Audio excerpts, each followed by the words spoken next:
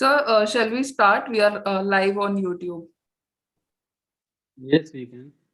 Okay. So, I think we have people still joining in, but I'll still go ahead and start the session. And thanks a lot for giving your time on a Sunday. I believe that this session is going to be helpful for a lot of our audience who are currently preparing for judiciary exams.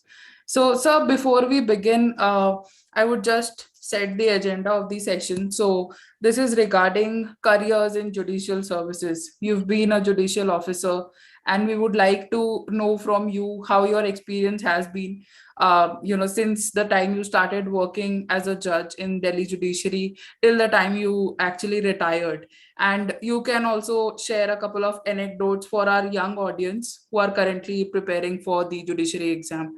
So, sir, just wanted to understand, can you give us a brief introduction about yourself, and then I would start asking you the questions which I want to. Thank you. I am thankful to all you and all those who have invited me here. Uh, I say good evening to all of you. And my brief introduction is that my name is Dr. T.R. Naval.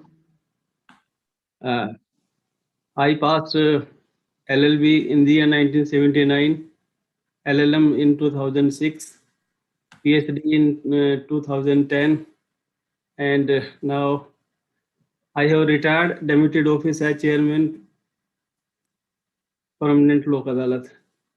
After retiring as the District and Session Judge in the year 2016 July. This is my brief introduction. Right, sir. Thank you so much.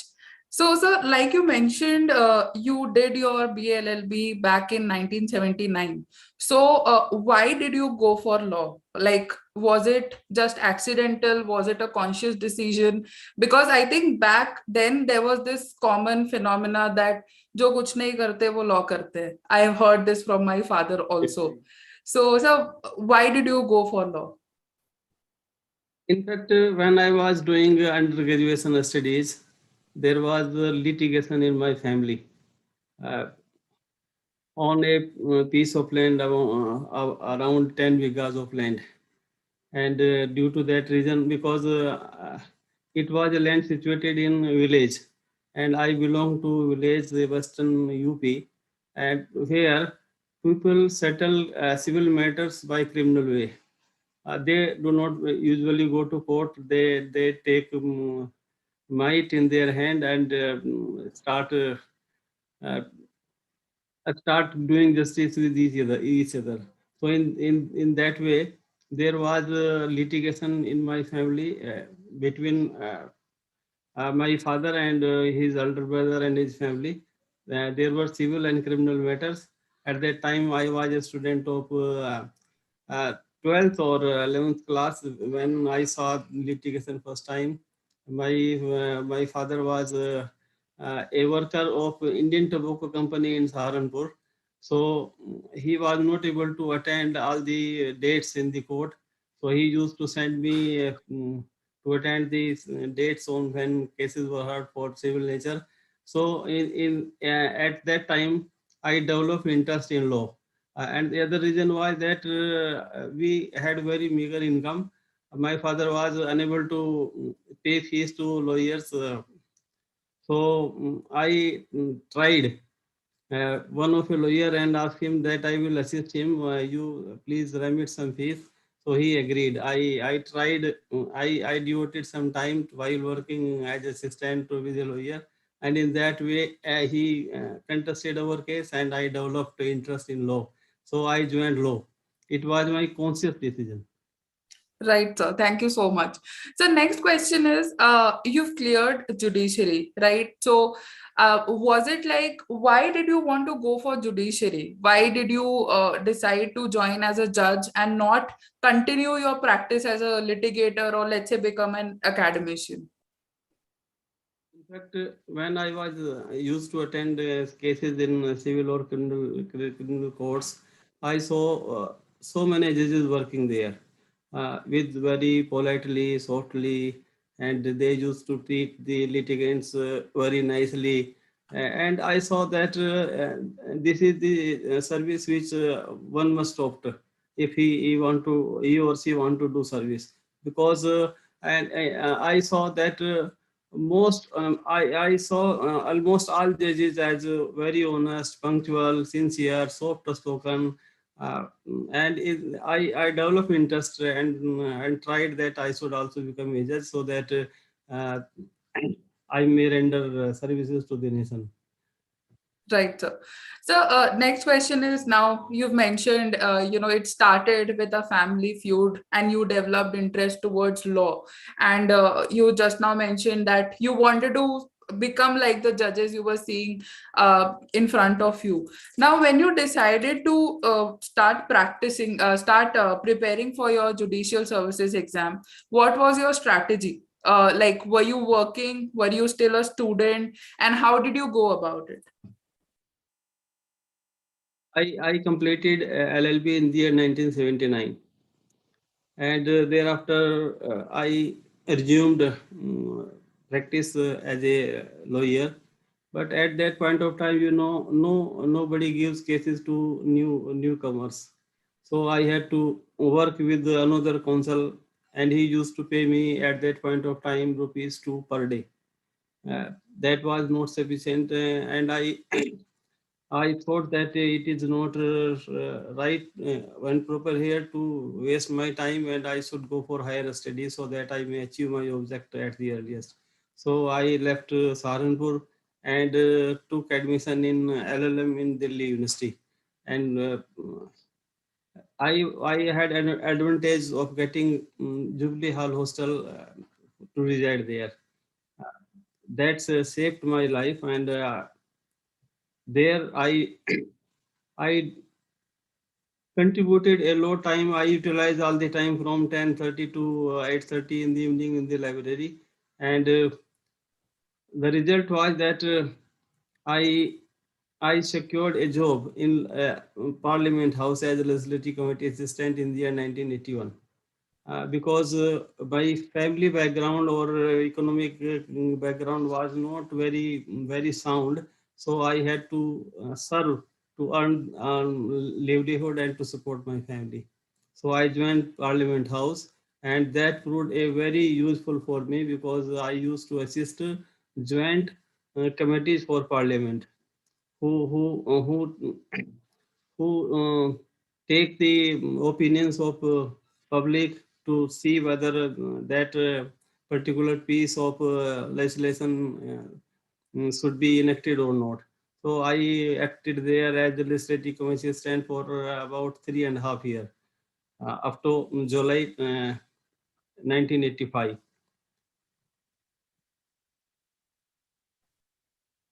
What Right. was your next question?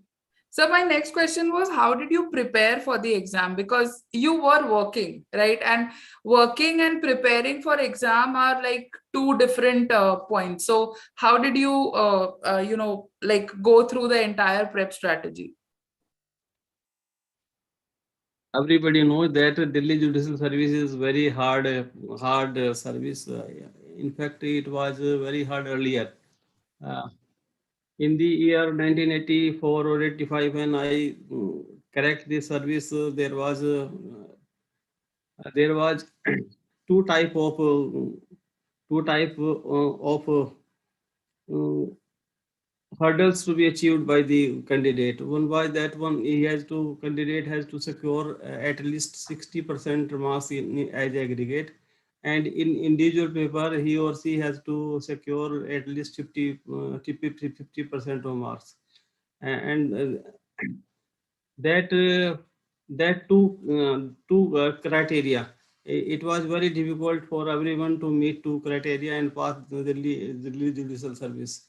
The result was that in the year 1988 and year 1990, only one candidate could qualify this examination. In the entire, only one candidate in 1980 and another candidate in 1990. Only one could prepare, and the result was that the Honorable High Court of Delhi had to reduced the criteria, and that criteria was 10% relaxed. Now it is softer than earlier. Right, sir. But So we, I, yes, sir, I'll just move on to the next question. So time management, in any exams, like be it judiciary exams, your normal college exams, or let's say when we are in school, it's a very important factor. So how did you manage your time working plus preparing for the exam? in fact, when I plan to appear as a candidate for Delhi Judicial Service 1984, I was in active service in Parliament House. Yes. And at that point of time, I was having advantage that Parliament was not in session at that time because due to riots in the year 1984, um, Parliament, Parliament was not in session because the election were due. So I got 6 months time to prepare the examination while working in the Parliament, because my work of duty and nature of duty was to assist Parliament while it was in session, or when there was no session. So I was not having uh, much work to do in the office. So I utilized that time to prepare.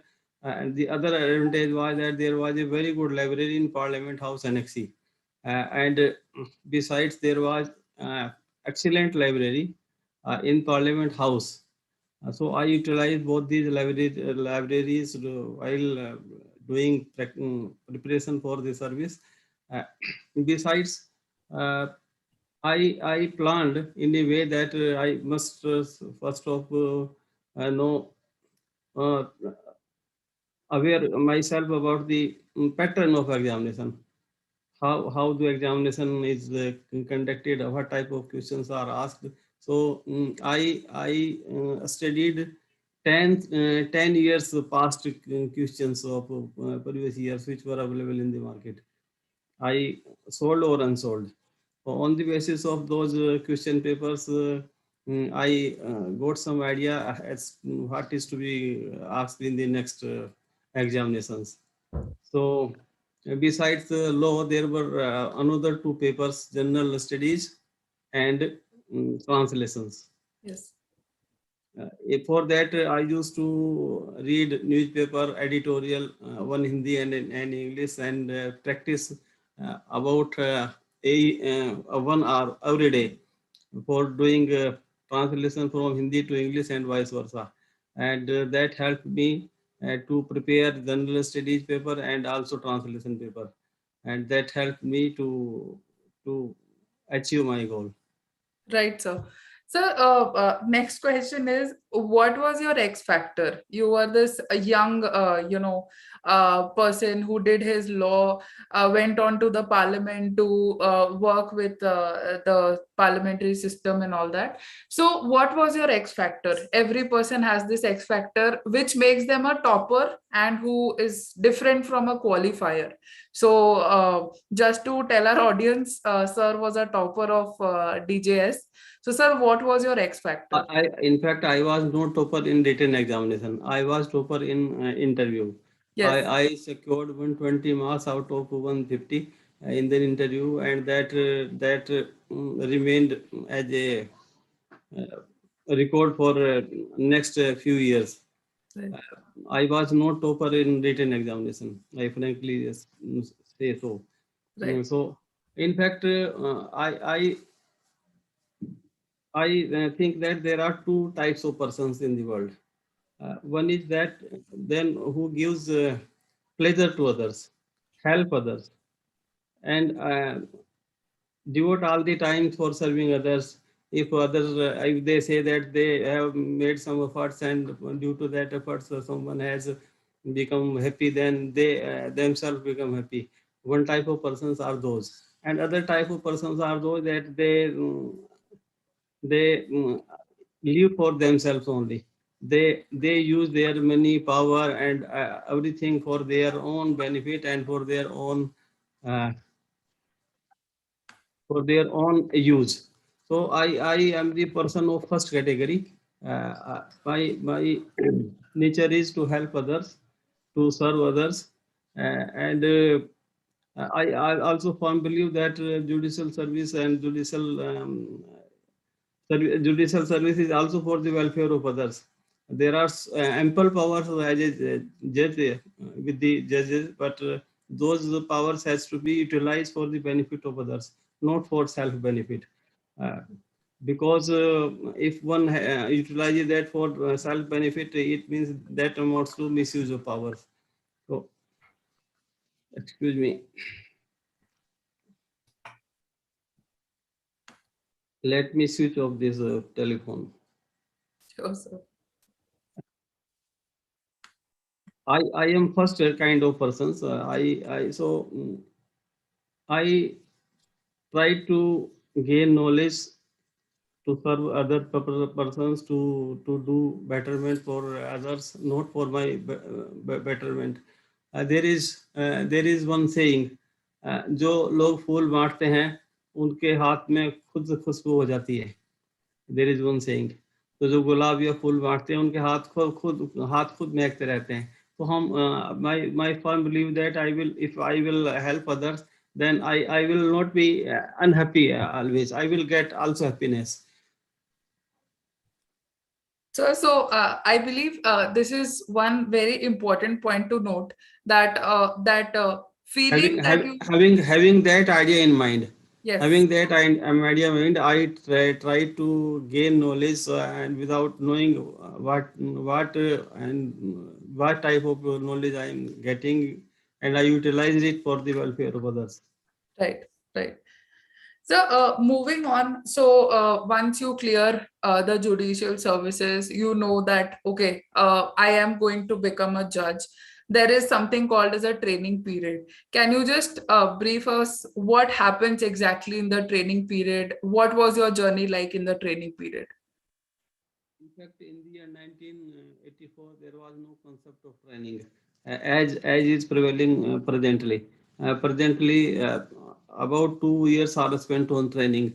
There is Delhi Judicial Academy, and the other state also there are state academies who impart trainings to newcomers, new appointed judges. But at that point of time, in the year 1984, there was no such training center institute.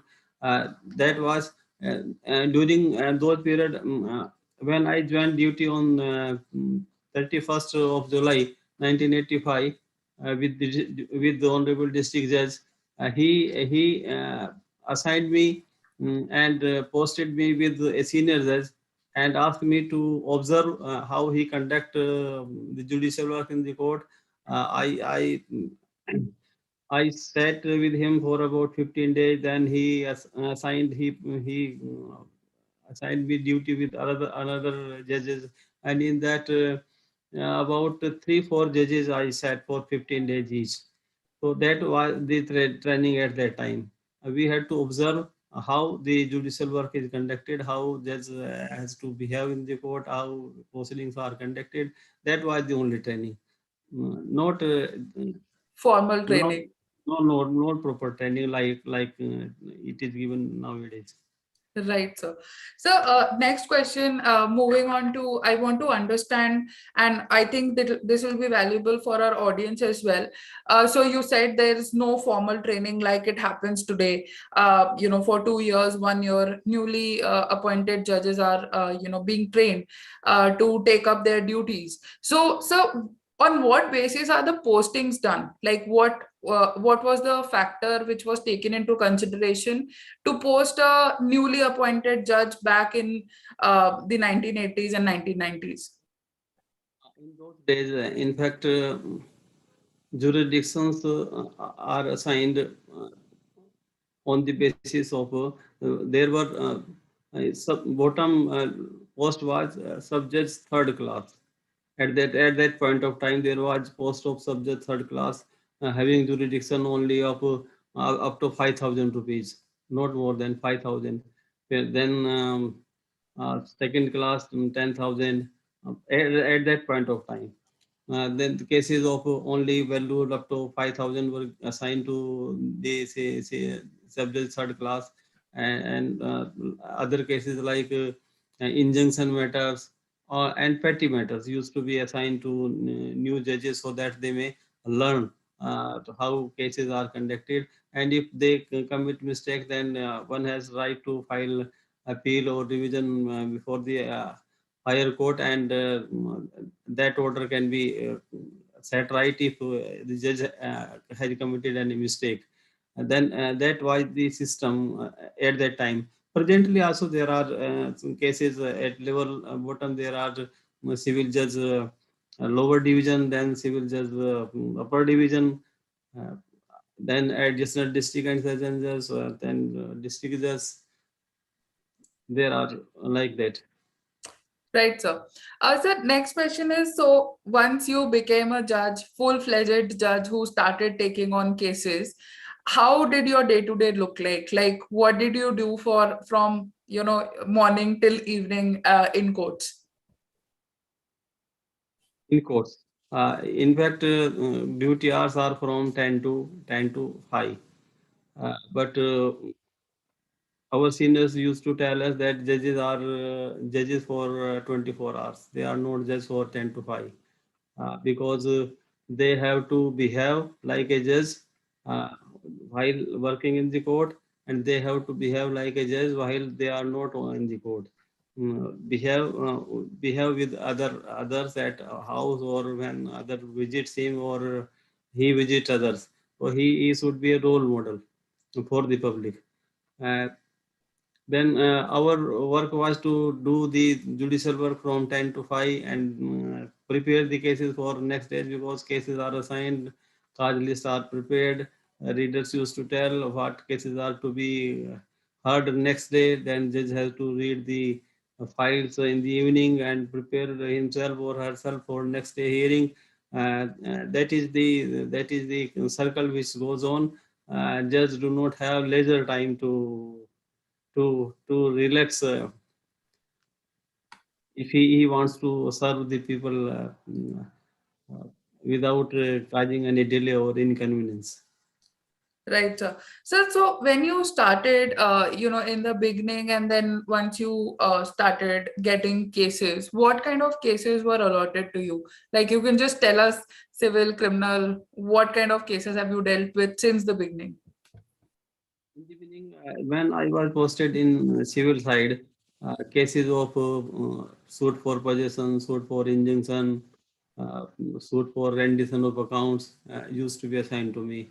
When I was posted first time in criminal jurisdiction as Metropolitan State Patiala House Court, then I was assigned cases of pertaining to Parliament Street.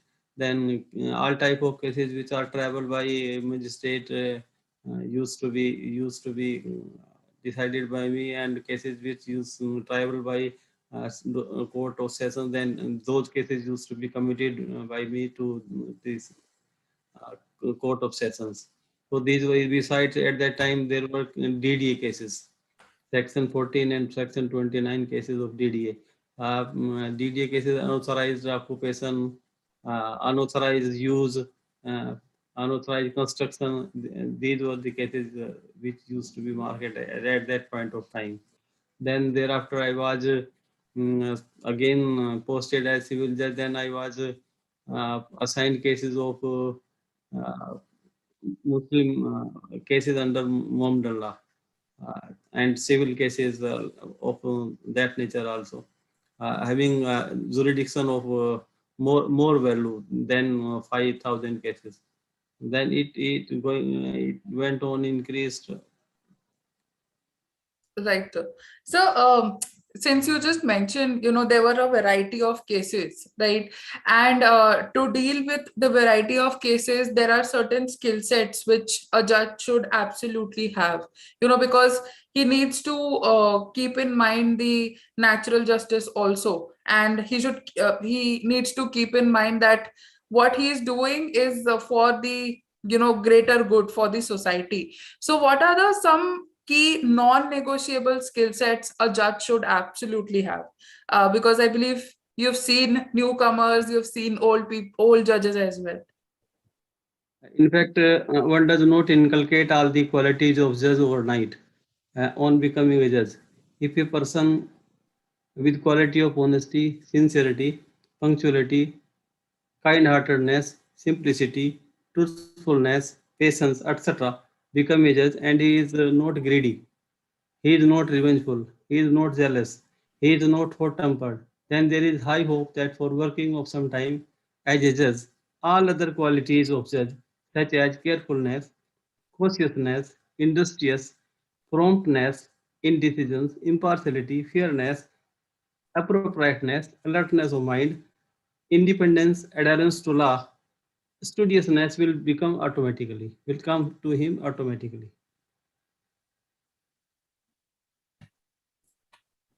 So, apart from this, can you also help us understand the practical skills? Because, it's a general saying that the judges are not good in drafting. So, what are your, thoughts on this? I'm hearing this first time that judges are not good in drafting. So first of all, I disagree with this saying, and I say that most of the judges work hard. They do work very sincerely, and in fact, there may be sometimes due to overburdened due to overburdened of work, they some of them might have asked the stenographer to summarize the facts, or in that point of time the stenographer might have committed some mistake, and that mistake has reflected as a mistake of a judge, because judge signed this order, and then it is the order of the judge, not as order of a stenographer. So it might happen that sometimes someone has asked the stenographer to summarize the facts, and in that situation he or she might have committed mistake. So mostly, or in most of the cases, judges work hard. They are not lacking in quality of drafting. I disagree with it. Sure, sir. So, next question is, so, you have been in and around Delhi. You've had various postings. So, sir, we want to understand how the promotion matrix looks like. Like, where did you start, and finally, on what post were you when you retired? My personal point of view is that judge is a judge, whether he is a subordinate judge, whether he is a additional district and session judge, whether he is a high court judge, whether he is a supreme court judge. Judge is a judge. A judge of lower sub judge should also act like a supreme court judge. He should be studious. He should be very cautious. He should be very alert. He should do all the judicial work with honesty, sincerity, punctuality, and he should think himself that the judgment being delivered by him is a final judgment, so that there are a rare chance for its appeal or its strike down by appellate court. Right. So, can you tell us the promotion matrix? Like I mentioned, like on what post do the newcomers start, and what would be the final post which they would retire from? In fact, when a officer in Delhi Judicial Service joins, uh, he almost spent about 15 years as an officer of Delhi Judicial Service. And after about 10 to 15 years, he is promoted in the service of Delhi Higher Judicial Service. Then he also spends uh, 10, 15 or 16 years in Delhi Higher Judicial Service.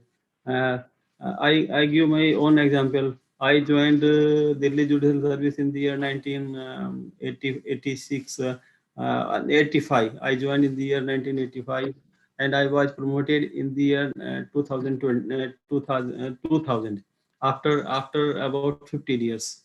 And after serving as additional district and session judge in various jurisdictions, I was promoted as judge principal court, principal judge family courts in the year 2013.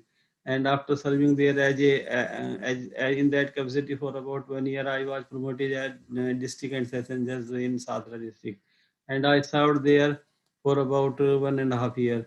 And after attaining the age of 60 years, I demitted office on 31st of July 2016. So I say that after serving about 31 years of service in judicial service, I could reach up to only district and session judge.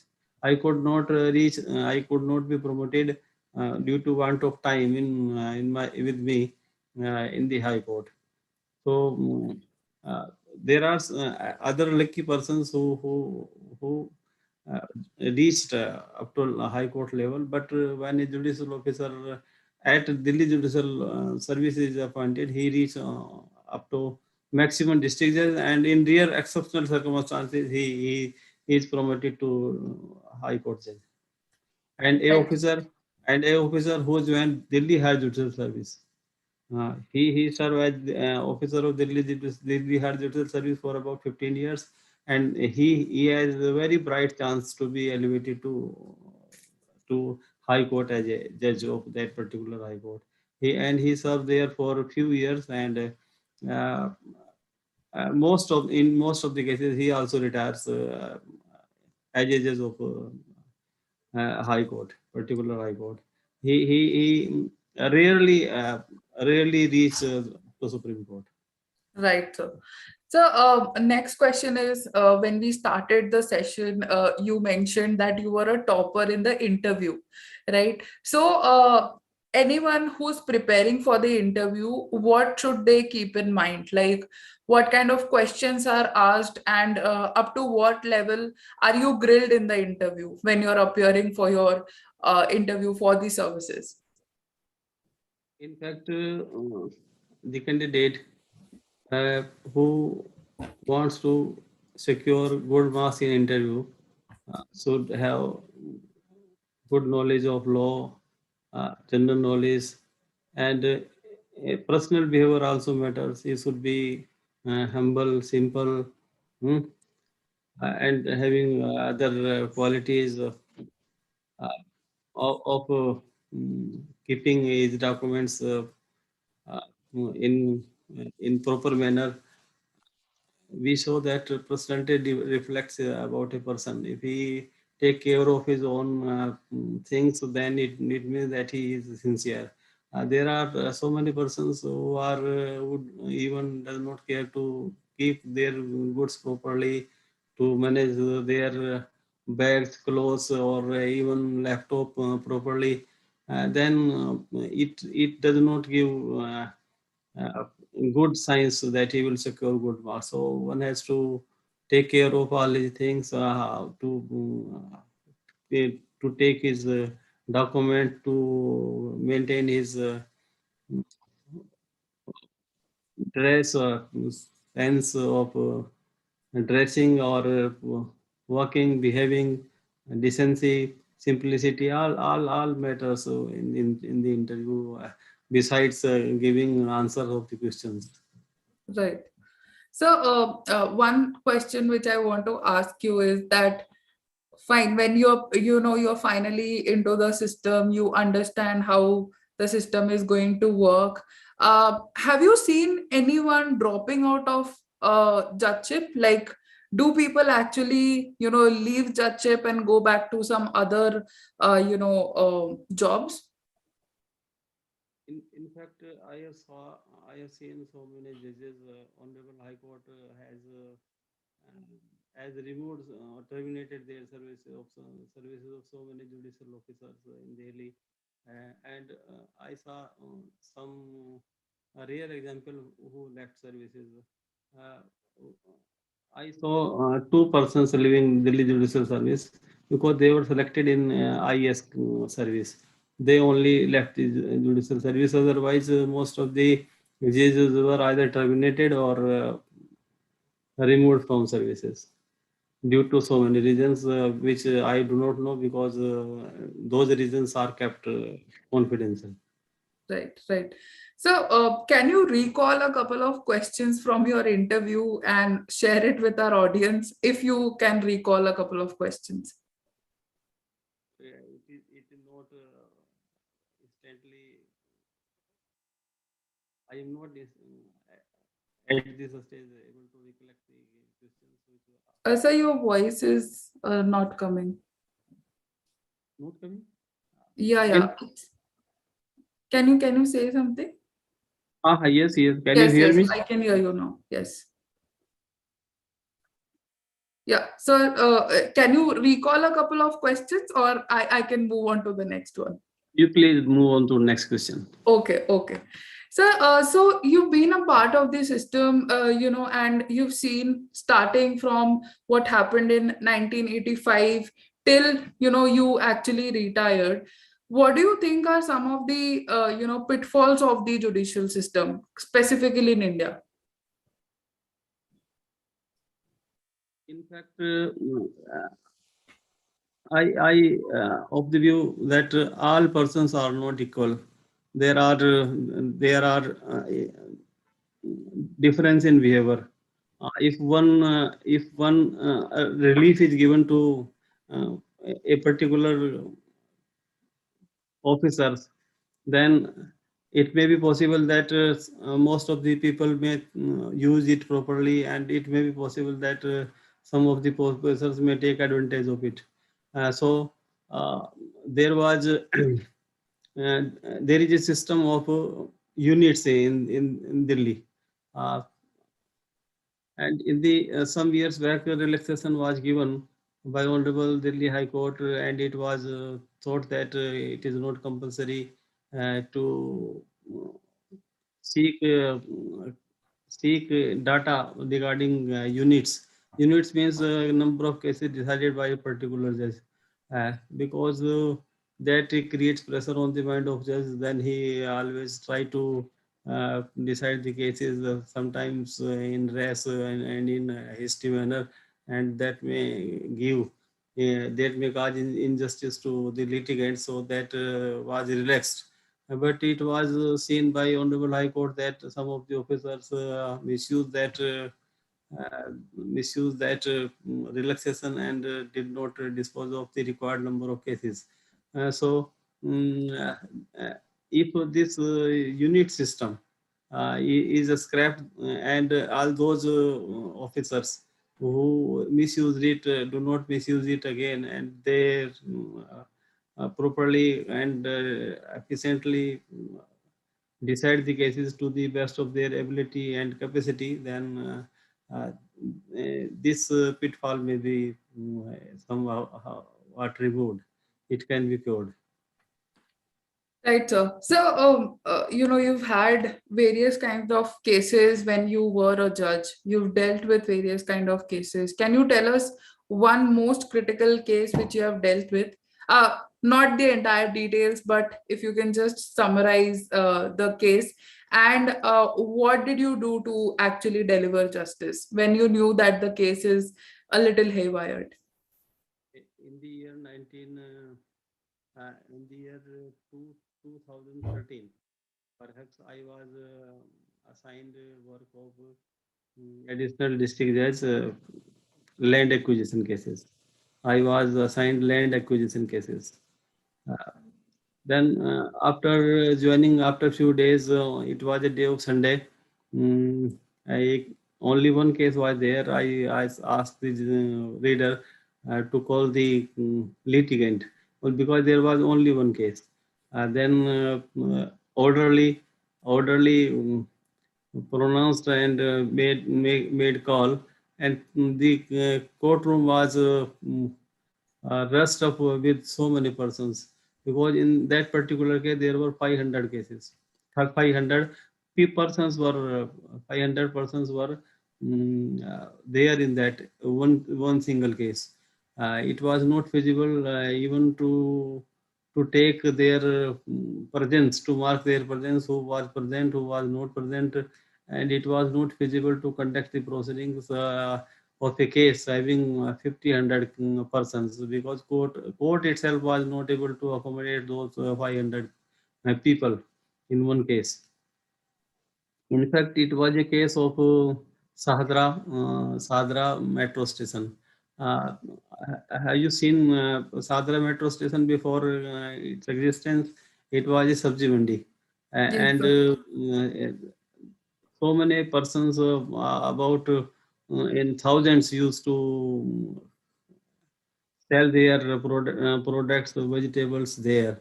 The additional district magistrate, who was assigned duty to disburse the compensation of land to the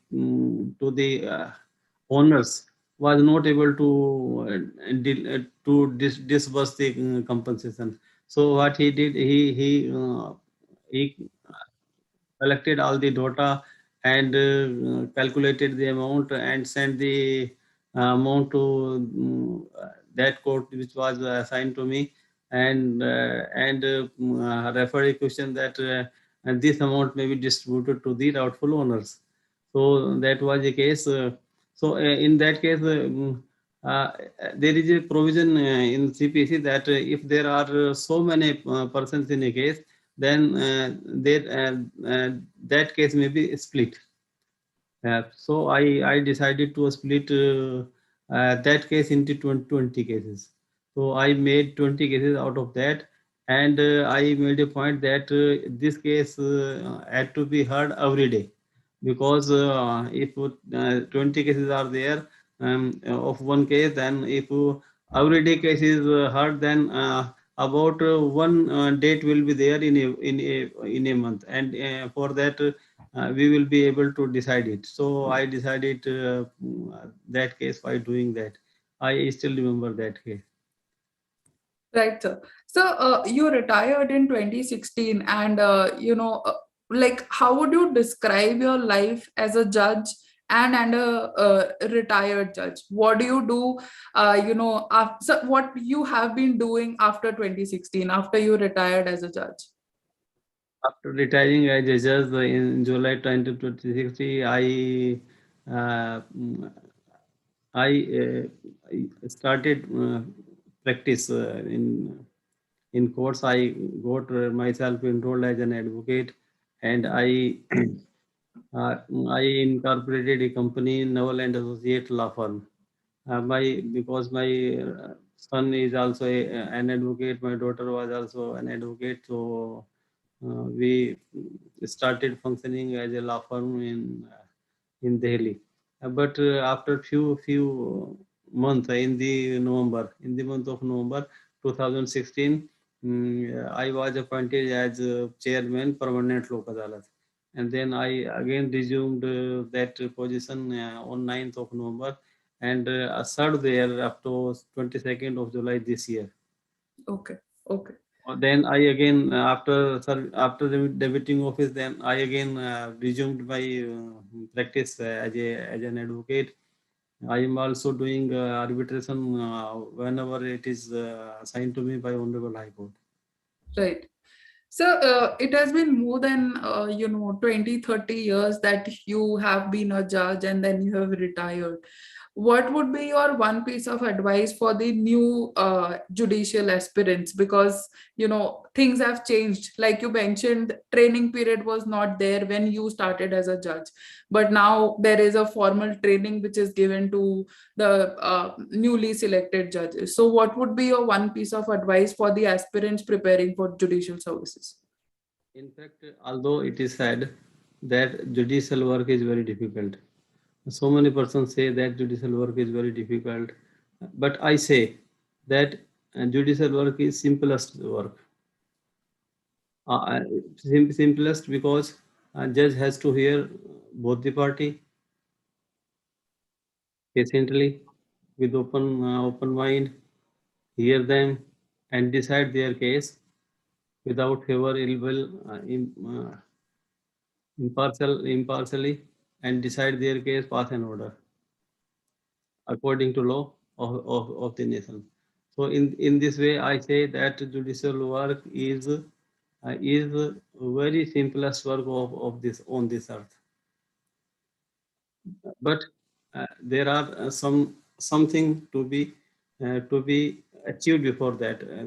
If I say that this is a simple work, so to say that we have to achieve something prior for this.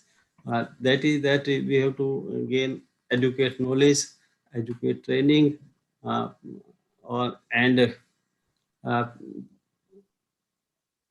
punctuality, honesty, sincerity, softness, alertness, mm, softness in voice, and object to serve the other, to see smile on their face. Uh, that has to be and, achieved prior to imparting justice. Right. So I think I am done with my questions. And thanks a lot for answering all the questions so patiently. I would also tell the audience that Sir is going to take the mock interviews for the Olive Board Judiciary courses. So we have onboarded him now. Whatever experience Sir has had in the being in the judicial system, he is going to impart the same to all the new aspirants. So the audience can actually check out the details on the description box in the YouTube channel. Sir, anything else which you want to share with our audience who are currently preparing for the judicial services exams? My advice to all those student of law, uh, aspiring for judicial service or not aspiring, I appeal to all those that every must should try to aspire for a judicial service, because this is not a service. This is such a kind of work which give immense pleasure to others. And if in fact this is the very proper, very good work to be served as a judicial officer uh, here in India. I don't know service of other nations because I never happened to go there. But in India, everyone try to become a judge, and in that effort, if everybody has any grievance or any questions or anything which he want to ask, I am here to help him and guide him to the best of my ability and capacity. Thanks a lot. So thanks for extending that help. And I will soon see you in future sessions as well, because judiciary is something where you need to have someone as a mentor or guide who has been there and seen everything about the system. So thanks a lot for joining in, and we will see you soon in the upcoming sessions. And for everyone attending, you can check the judicial courses link in the description box. Sir is going to be one of the mentors where he's going to take the mock interview session for the mains. So thanks a lot, sir, and have a great day ahead. Thank you very much. Thanks.